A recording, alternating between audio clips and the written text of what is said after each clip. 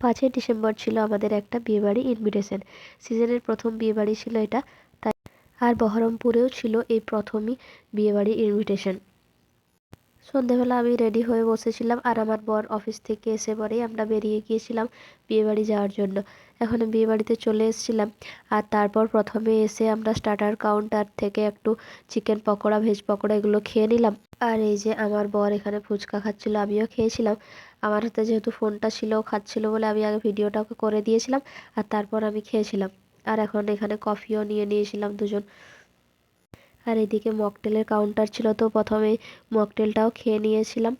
আর তারপরে ব্রাইডকে গিফট দিয়ে আমরা চলে গিয়েছিলাম মেন কোর্সে। তো এখানে আমরা এখন খেতেও বসে পড়েছিলাম, যেহেতু অনেকটা রাত হয়ে গিয়েছিল। আর আর তখন খাবারের জায়গা ওখানে ফাঁকাও ছিল, তাই আর দেরি না করে আমরা খেতে বসেই পড়েছিলাম। আর খুব ঠান্ডা পড়েছিল সেই দিন, জন্য তাড়াতাড়ি করে খেতে বসে পড়েছিলাম। আর প্রথমে একটা পনিরের আইটেম দিয়েছিল, আর তারপর ছিল ফ্রায়েড রাইস। আরও পরপর দেখতেই পাবে তোমরা, দেখতে থাকো ভিডিওটা।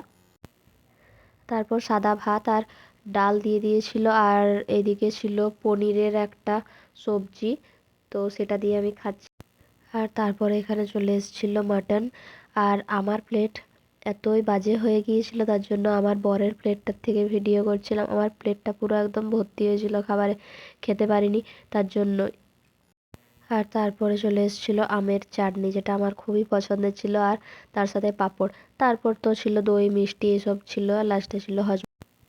তারপর এখানে খাওয়া দাওয়া কমপ্লিট করে আমরা চলে গিয়েছিলাম মকটেল কাউন্টারে।